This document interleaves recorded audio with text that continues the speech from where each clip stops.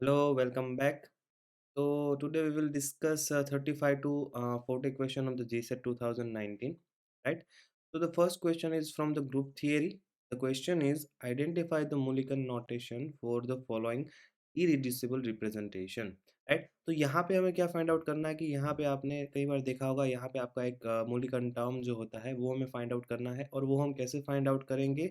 Bye this information. और इसको जो बोलते हैं उसको बोलते हैं इरिड्यूसिबल रिप्रेजेंटेशन। जो वन माइनस वन ये सब जो है उसको हम बोलते हैं इरिड्यूसिबल रिप्रेजेंटेशन। और कई बार जो है आपको वहाँ पे 5 6 7 ऐसा भी कुछ दिया हुआ हुआ होता है, और उसको जब आप इरिड्यूसिबल में कन्वर्ट करते हो तो वो प्रोसेस होता है पूरा, उसको हम बोलते हैं रिड्यूसिबल टू इरिड्यूसिबल रिप्रेजेंटेशन में कन्वर्शन करना। तो अभी हम देखेंगे कि इसमें कौन सा आंसर आना चाहिए। तो पहले तो यहाँ पे हर एक चीज़ जो है सिमेट्री एलिमेंट्स जो है उससे आपको एक चीज़ जो है पता चलती है, इन्फॉर्मेशन मिलती है। तो जैसे कि आपका पहले क्या दिया है ई मीन्स क्या होता है आपका आइडेंटिटी। तो वहाँ पे आपका क्या-क्या हो सकता है कि वहाँ पे आपका 1 हो सकता है, 2 हो सकता है, 3 हो सकता है, 4 हो सकता है, और इससे आपको पता चलेगा कि आपका टर्म कौन-सा है, राइट? तो अगर आपका ई में 1 है तो आपका टर्म ए और बी दोनों में से कोई एक हो सकता है, अगर 2 है तो वहाँ पे आपका ई हो जाएगा, राइट? तो ऐसे जो है आपके टर्म्स होते हैं। सेकंड आपको क्या देखना है कि यहाँ पे आपका क्या है प्रिंसिपल एक्सिस। तो प्रिंसिपल एक्सिस जो है वो भी आपको इन्फॉर्मेशन देता है, और इससे आपके प्रिंसिपल एक्सिस एंड आपकी जो सब्सिडरी एक्सिस जो होती है, या फिर आपका प्लेन होता है, या फिर आपका जो है वर्टिकल प्लेन, राइट? अगर सब्सिडरी एक्सिस प्रेजेंट नहीं है तभी आपको जाना है वर्टिकल प्लेन पे। तो ये आपको क्या नोटेशन देगा? ये आपको देगा सबस्क्रिप्ट का नोटेशन। एज़ फॉर एग्ज़ाम्पल कि आपका A2 या फिर A1 यू हो गया या फिर जी हो गया, तो इसको हम क्या बोलेंगे 1, और ये हमारा जीरेड और अनजीरेड है, ये हमारा क्या हो जाएगा सबस्क्रिप्ट हो जाएगा, राइट? तो ये सबस्क्रिप्ट का जो इन्फॉर्मेशन है वो हमें कहाँ से मिलता है? Principal axis and subsidiary axis से। तो प्रिंसिपल एक्सिस जो है वो आपको देगा न्यूमेरिकल न्यूमेरिकल सबस्क्रिप्ट की जो है इन्फॉर्मेशन देगा, और ये आपका जो है सॉरी प्रिंसिपल एक्सिस जो है वो आपको क्या देगा? प्रिंसिपल एक्सिस जो है वो आपको पहले हमने क्या किया था? पहले हमने क्या किया था कि ए और बी में से डिसाइड किया था कि अगर 1 है तो ए और बी दोनों में से कोई एक हो सकता है। फिर प्रिंसिपल एक्सिस से क्या पता चलेगा ए होगा या बी होगा? अगर प्रिंसिपल एक्सिस में पॉज़िटिव 1 है, तो वो आपका क्या नोटेशन करता है कि आपका वहाँ पे ए है। और अगर वहाँ पे नेगेटिव 1 होगा, राइट? वहाँ पे अगर नेगेटिव होगा तो वो आपका बी है। तो प्रिंसिपल एक्सिस से आपको क्या पता चलेगा? ए और बी में से कौन-सा ए है या फिर बी है। उसके बाद आपको जाना है ये अपना सेकेंडरी सब्सिडियरी एक्सिस पे, और सब्सिडियरी एक्सिस जो है वो आपको क्या देगा? सब्सक्रिप्ट देगा। राइट? तो सेकेंडरी जो आपका एक्सिस है, उससे आपको कैसे पता चलेगा? तो एज़ फॉर एग्ज़ाम्पल कि यहाँ पे आपका C2 जो है वो आपका क्या है? Subsidiary axis. तो सब्सिडियरी एक्सिस में अगर नेगेटिव है और पॉज़िटिव है, ये दोनों पॉसिबिलिटी हो सकती है, राइट? तो अगर पॉज़िटिव है तो वहाँ पे क्या आ जाएगा? 1 आ जाएगा सबस्क्रिप्ट में, और अगर नेगेटिव है तो सबस्क्रिप्ट में 2 आ जाएगा। तो यहाँ पे आपका क्या है? नेगेटिव है। तो पहले से हम स्टार्ट करते हैं, अपने आंसर्स भी निकाल लेते हैं, और ये थोड़ा बहुत आइडिया भी आ जाएगा जिससे कि आप दूसरे कोई एग्ज़ाम्पल से उसके भी आंसर निकाल सकते हो। तो यहाँ पे हमने पहले क्या देखा? ई में क्या है? 1 है, तो हमारा टर्म जो है वो ए और बी में से हो सकता है। सेकंड क्या देखा हमने?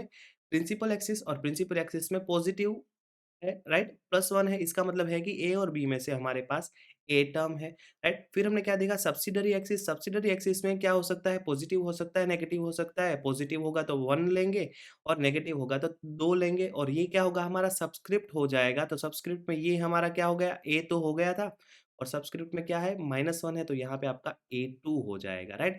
तो यहाँ पे क्वेश्चन आ सकता है कि अगर वहाँ पे सब्सिडियरी एक्सिस प्रेज़ेंट नहीं है तो हमें क्या देखना होगा? तब हमें देखना होगा vertical plane, right? Sigma V देखना है, और सिग्मा वी में अगर पॉजिटिव है और नेगेटिव है, तो पॉजिटिव होगा तो 1 दे दो, और नेगेटिव है तो 2 दे दो, ठीक है? तो इससे आपको पता चल जाएगा ईज़िली कि क्या हो सकता है। सेकंड अभी हम क्या देखेंगे? ये हमने देख लिया न्यूमेरिकल सबस्क्रिप्ट। दूसरा कौन-सा सबस्क्रिप्ट हो सकता है? अल्फ़ाबेटिकल सबस्क्रिप्ट, और वो हमें पता चलेगा इन्वर्जन से। और इन्वर्जन सिमेट्री आपने देखा हुआ है, राइट? तो अगर इन्वर्जन प्रेज़ेंट है, तो इन्वर्जन में क्या देखना है आपको? पॉजिटिव मतलब +1 और -1 तो एक बार पॉजिटिव हो सकता है या फिर नेगेटिव भी हो सकता है। अगर पॉजिटिव है इसका मतलब कि वहाँ पे जीरेड है और अगर नेगेटिव है इसका मतलब वहाँ पे अनजीरेड है। तो यहाँ पे हमारा क्या है नेगेटिव है दैट मीन्स हम कहाँ तक पहुँच गए यहाँ पे आपका A2 हो गया और यहाँ पे आपका सबस्क्रिप्ट अल्फ़ाबेटिकल सबस्क्रिप्ट कौन-सा आ रहा है जीरेड या अनजीरेड? माइनस है तो अनजीरेड आ जाएगा। और लास्ट में हमें क्या देखना है? Horizontal plane. तो हॉरिज़ॉन्टल प्लेन में 2 चीज़ देखनी है कि वहाँ पे भी आपका पॉजिटिव हो सकता है और नेगेटिव हो सकता है। अगर पॉजिटिव है तो प्राइम आएगा और नेगेटिव है तो डबल प्राइम आएगा। तो यहाँ पे पॉजिटिव है या नेगेटिव? यहाँ पे पॉजिटिव है तो सिर्फ़ एक प्राइम आएगा। तो फाइनली आपका आंसर जो है वो A2U हो जाएगा, राइट? तो ये डिटेल से बताने का रीज़न ये था कि अगर कोई दूसरा भी आपको पूछ ले तो आप निकाल सकते हो। पहले यहाँ से E से स्टार्ट करना है, फिर प्रिंसिपल एक्सिस पे जाना है और प्रिंसिपल एक्सिस और सब्सिडियरी एक्सिस कब देखना होगा? जब आपको ये ए और बी में से कोई डिसाइड करना है तो। अदरवाइज़ आपको वहाँ पे कई बार सबस्क्रिप्ट नहीं दिए होते तो आपको प्रिंसिपल और सब्सिडियरी एक्सिस को इग्नोर कर देना है। फिर आगे चले जाना है, अगर वहाँ पे इन्वर्जन नहीं है तो आपको जीरेड अनजीरेड भी जो है नेग्लेक्ट कर देना है और प्राइम, डबल प्राइम आप किससे पता करोगे? अपने हॉरिज़ॉन्टल प्लेन से, ठीक है? तो ये आपका हो गया फर्स्ट क्वेश्चन का सॉल्यूशन, आंसर इज़ डी, ठीक है? फिर आपका नेक्स्ट क्वेश्चन क्या है? Which of the following true about the change in the symmetry on going from BF3 to BF4 minus BF3 to BF4 minus में अगर आप जाओगे तो क्या चेंज हो जाएगा, ठीक है? तो मैं देख लेता हूँ रिकॉर्डिंग ऑन है या नहीं है? ये ऑन है। तो यहाँ पे आपका BF3 जो है, पहले हमें क्या निकालना होगा? हाइब्रिडाइजेशन कितने वैलेंस इलेक्ट्रॉन है यहाँ पे? बोरोन में अगर निकालोगे तो क्या है 1s2 2s2 2p 1s2 2s2 2p 1 तो यहाँ पे आपके 3 वैलेंस इलेक्ट्रॉन हो गए और 3 वैलेंस इलेक्ट्रॉन के साथ 3 फ्लोरीन जो है वो सिग्मा बॉन्ड फॉर्मेशन करेंगे then you will get which type of hybridization sp2 and sp2 hybridization है तो वो आपका क्या हो जाएगा ट्राइगोनल प्लेनर ट्राइगोनल प्लेनर में से अगर आप देखोगे तो आपको पता चलेगा कि बोरोन से आप डायरेक्टली एक जो है एक्सिस पास कर सकते हो राइट ये आपके तीनों जो बोरोन और फ्लोरीन वाला जो है वो एक प्लेन में है और ऊपर से आप एक्सिस पास करोगे तो यहाँ से आप C3 एक्सिस पास कर सकते हो और ये C3 एक्सिस के परपेंडिकुलर 3 आपको C2 एक्सिस मिलेंगे परपेंडिकुलर राइट तो क्या हो जाएगा C3 प्रिंसिपल एक्सिस परपेंडिकुलर आपकी 3 C2 एक्सिस तो फाइनली आपको कौन से टाइप का टर्म मिल जाएगा D3 टाइप का और यहाँ पे ये आपका हॉरिजॉन्टल प्लेन भी पजेस कर रहा है तो दिस इज योर D3H तो आपका BF3 का पॉइंट ग्रुप जो है वो क्या हो गया D3H हो गया अभी आप कन्वर्ट करोगे इसको BF4 माइनस में BF4 माइनस में तो क्या हो जाएगा 3 तो इसके पास वैलेंस इलेक्ट्रॉन थे एक एडिशन में आ गया तो 1 2 3 4 और 4 फ्लोरीन के साथ अगर ये चला जाएगा तो फाइनली आपको क्या दिख रहा है this is nothing but your sp3 और sp3 है और यहाँ पे आप देख रहे हो कि सराउंडिंग एटम जो है वो चारों के चारों सेम सराउंडिंग एटम है तो this is nothing but the ideal tetrahedral क्या है आइडियल टेट्राहेड्रल और जब आइडियल और परफेक्ट कहीं पे अगर जियोमेट्री होती है देन द पॉइंट ग्रुप जो है वो उसके जियोमेट्री के सेम होता है फॉर एग्जांपल के SF6 जो है वो आपका क्या है परफेक्ट ऑक्टाहेड्रल है तो वहाँ पे उसका पॉइंट ग्रुप भी जो है वो ऑक्टाहेड्रल ही होता है तो वैसे भी यहाँ पे आपका जो है ये परफेक्ट शेप में है चारों के चारों सराउंडिंग एटम जो है वो सेम टू सेम है तो वहाँ पे डाइपोल मोमेंट और IR स्ट्रेचिंग फ्रीक्वेंसी में ज्यादा कोई फर्क नहीं होगा दैट्स वाई यहाँ पे आपका जो स्ट्रक्चर है वो that is the ideal structure and you will get the point group the tetrahedral तो क्या होगा the point group is changed D3H to tetrahedral. So your first option is the correct option. ठीक है फिर आपका next question क्या है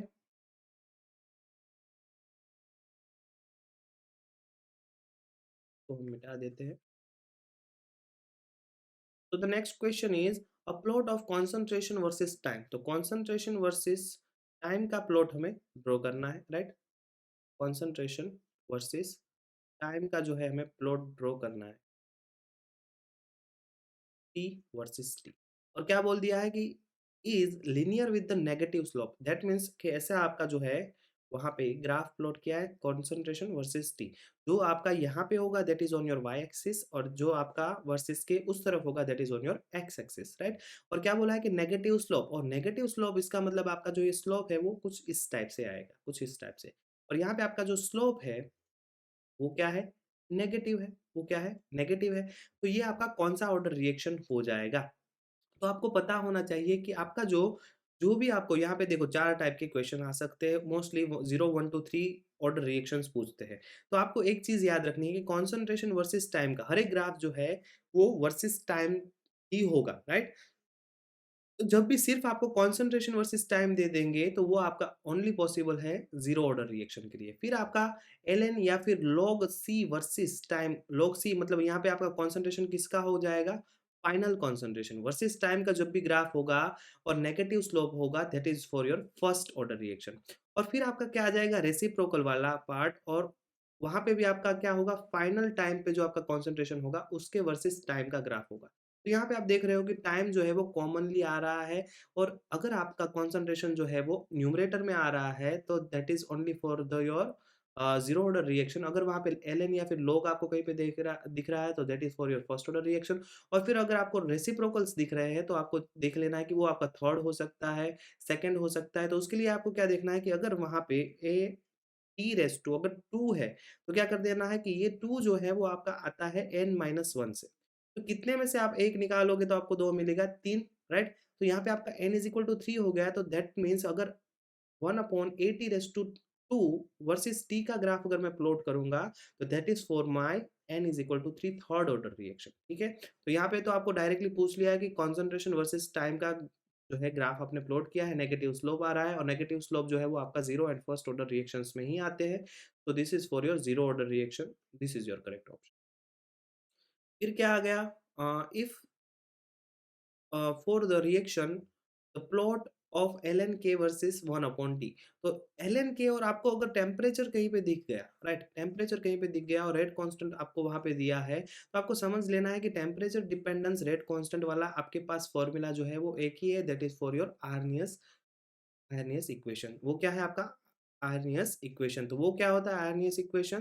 that is nothing but your k is equal to a into E raise to minus E A upon R, right? तो अगर आपको ये नीचे लेना है, तो आपको क्या करना होगा? दोनों तरफ आपको ln लेना होगा, तो ln k is equal to ln a plus minus E A upon R T, क्योंकि ये यहाँ पे ऑलरेडी माइनस में था, तो ये माइनस में आएगा, तो माइनस प्लस क्या हो जाएगा? माइनस, तो L N A minus E A upon R. इसको मैं इस तरीके से लिखूंगा तो कोई प्रॉब्लम है नहीं है, राइट?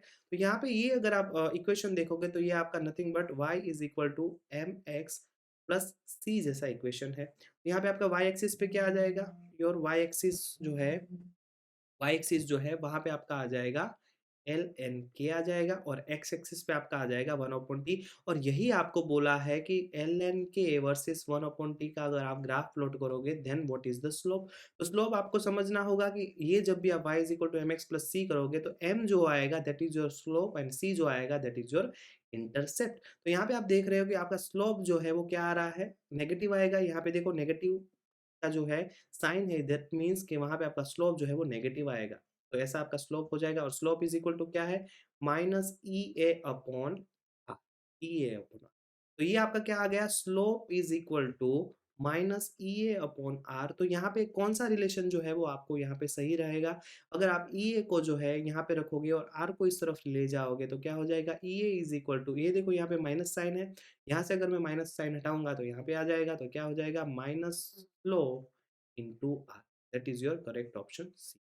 ठीक है, समझ में आ गया? उसके बाद क्वेश्चन नंबर 39। 39 क्वेश्चन जो है that is for your parallel reaction, right? That is for your parallel reaction, और पैरेलल रिएक्शन जो है वो आपकी क्या हो जाती है? काइनेटिकली कंट्रोल्ड रिएक्शन हो जाती है। और वहाँ पे आपके जो रेट कांस्टेंट्स जो होते हैं, that is only depending on the concentration of your reactants, right? तो यहाँ पे क्या हो जाएगा? अगर ये आपने थोड़ा बहुत भी पढ़ा है, तो आपको पता होगा फॉर द पैरेलल रिएक्शन अगर यहाँ पे आपको निकालना है, तो concentration of Y divided by concentration of z is equal to y जब होगा तब उसके लिए रेट कांस्टेंट कौन सा है? k1, तो वो यहाँ पे आ जाएगा, और z के लिए क्या है? k2, तो ये यहाँ पे आ जाएगा। तो यहाँ पे आप देख रहे हो कि यहाँ पे आपके जो रेट कांस्टेंट जो है वो सिर्फ आपके कंसंट्रेशन पे डिपेंड कर रहा है और रेट कांस्टेंट पे डिपेंड कर रहा है। That's why parallel reactions are also kinetically controlled reaction, ठीक है? तो फाइनली क्या हो जाएगा कि ये फॉर्मूला अगर आप यहाँ पे देखोगे, तो आपको क्या-क्या दे दिया है कि k1 आपको दे दिया है, y बाय z आपको दे दिया है, और k2 आपको फाइंड आउट करना है। तो बहुत ईज़ी है। k2 जो है यहाँ पे आप एक तरफ ले लो, और क्या हो जाएगा? k1 into z by y, z by y। तो ये आपका क्या है? y बाय z, और z बाय y मतलब इसका मैं क्या करूँगा? रेसिप्रोकल ले लूँगा, और k1 तो मुझे दे दिया है, तो 1 into 10 raise to minus 4 into 4, that means 4 into 10 raise to minus 4 क्या हो जाएगा? Second inverse. तो दैट बहुत ईज़ी क्वेश्चन था। B is your correct option. फिर क्या है, consider the equilibrium reaction CaF2 Ca+2 2F minus X is the solubility of the salt, then solubility of the product। तो solubility of the product अगर हमें निकालना है तो कैसे निकाल सकते हैं, राइट? तो इसके लिए आपको जो है ईज़ी एक ट्रिक आप यूज़ कर सकते हो। क्या करना है, आप अपने एज़ फॉर एग्ज़ाम्पल CF2 के लिए हम निकाल रहे हैं, तो आपको क्या करना है, यहाँ पे ये देखो, यहाँ पे आपका क्या है, कुछ नहीं है तो 1 होगा। तो ये आपका क्या है, 1:2 है, राइट? ये आपका क्या है, 1:2 है। तो यहाँ पे आपको इसको क्या किसके साथ कंपेयर करना है, X:Y में, राइट? तो क्या हो जाएगा, यहाँ पे आपको X:X, Y:Y, फिर आपका सॉल्युबिलिटी यहाँ पे x दिया है, तो यहाँ पे हम x इसको ले लेंगे और solubility raise to x plus Y. ये फ़ॉर्मूला जो है आप इज़िली ट्रिक है, आप यूज़ कर सकते हो और आप किसी भी जो है मॉलिक्यूल के लिए अपना सॉल्युबिलिटी निकाल सकते हो। तो कैसे यहाँ पे अप्लाई करेंगे? तो यहाँ पे देखो, अगर मैं एक्स वाई एज़्यूम कर लूँगा, राइट? और यहाँ पे मेरा एक्स 1 हो जाएगा, वाई जो है वो 2 हो जाएगा। तो फाइनली क्या आ जाएगा, 1:1, 2:2 और एक्स क्या है? दैट इज़ द सॉल्युबिलिटी, यहाँ पे दे दिया है। तो सॉल्युबिलिटी कई बार एक्स भी हो सकता है, एस से भी कई बार डिनोट करते हैं और सी से भी करते हैं। तो वहाँ पे कन्फ्यूज़ नहीं होना है। That is nothing but your solubility, right? तो यहाँ पे क्या हो जाएगा, 1:1, 2:2, फिर क्या है, सॉल्युबिलिटी x का x ही रहेगा क्योंकि हमारा आंसर जो है हमें x के फॉर्म में चाहिए, ठीक है? सॉल्युबिलिटी के फॉर्म में चाहिए और x प्लस वाई मतलब क्या हो जाएगा, 1 प्लस 2, दैट मीन्स 1 इंटू 1 क्या, 1:1 1 हो जाएगा, 2:2 क्या हो जाएगा, 4 हो जाएगा, x रेज़ टू क्या हो जाएगा, 2 प्लस 1 3। तो 4x cube that is your correct option. तो यहाँ पे आपको लगेगा कि ऐसे ही ये आंसर आ गया, तो आप दूसरा भी कर सकते हो, एज़ फॉर एग्ज़ाम्पल Na2SO4। तो अगर आप इसका आयोनाइज़ेशन करोगे तो क्या आ जाएगा, 2Na plus and SO4 minus 2। तो यहाँ पे भी आप देखोगे तो ये क्या है, आपका 2:1 टाइप है, तो क्या करना है, 2:2 इंटू 1:1। फिर यहाँ पे अगर आपका सॉल्युबिलिटी x है तो ये x लिख दिया और ये आपका x और y का यहाँ पे 2 प्लस 1 एडिशन कर देना है। तो 2:2 क्या हो जाएगा, 4, 4 इंटू 1 क्या होता है, 4, x:2 प्लस 1 3। तो ये भी आपका क्या हो जाएगा, 4x, राइट? तो Na2SO4 का भी आप ऐसे निकाल सकते हो, किसी भी मॉलिक्यूल का निकाल सकते हो। सिर्फ़ आपको पता क्या होना चाहिए कि वो आयोनाइज़ होके वहाँ पे आपका रेशियो क्या बन रहा है, आपको सिर्फ़ रेशियो पता होना चाहिए। अगर 3:1 है तो क्या हो जाएगा, 3:3 इंटू 1:1 x:3 प्लस 1। तो क्या हो जाएगा, 3:3, 3 इंटू 3 9, 9 इंटू 3 27, 27 इंटू 1 1 हो जाएगा, x:3 प्लस 1 4 हो जाएगा, ठीक है? इस तरह से आप जो है किसी भी अपने सॉल्युबिलिटी वाले क्वेश्चन जो है उसके आंसर्स निकाल सकते हो। बहुत ईज़ी-ईज़ी क्वेश्चन्स पूछते हैं, अगर आपको कॉन्सेप्ट पता है तो आप हर एक क्वेश्चन का जो है ईज़िली आंसर निकाल सकते हो। तो आई होप कि आपको जो है यहाँ से क्वेश्चंस के अलग-अलग कॉन्सेप्ट्स मिल रहे हैं और this is the informative part for you. तो अगर आप हमारे साथ जुड़ना चाहते हैं तो हम सीएसआईआर नेट के लिए भी हमारा ऑनलाइन और ऑफलाइन कोर्स है। एट ऑनलाइन कोर्स और ऑफलाइन कोर्स के लिए अगर आप चाहते हैं हमारे साथ जुड़ना, तो डिस्क्रिप्शन बॉक्स में हमारे कॉन्टैक्ट डिटेल्स है, आप हमें कॉन्टैक्ट कर सकते हो और ऑफलाइन बैचेज़ जो है वो हमारी गुजरात राजकोट में चल रही है। तो अगर आप राजकोट से हो देन कॉन्टैक्ट अस, राइट? तो आपको हर एक सिलेबस, फिर कैसे कोर्स है, ये सब डिटेल्स आपको वहीं पे मिल जाएगा, ठीक है? तो मिलते हैं नेक्स्ट वीडियो में, तब तक के लिए अगर हमारा चैनल आपने सब्सक्राइब नहीं किया तो सब्सक्राइब कीजिए, ऐसे-ऐसे डिफरेंट वीडियोज़ कॉन्सेप्ट के साथ आपको मिलते रहेंगे। थैंक्स फॉर वॉचिंग, मिलते हैं नेक्स्ट वीडियो में।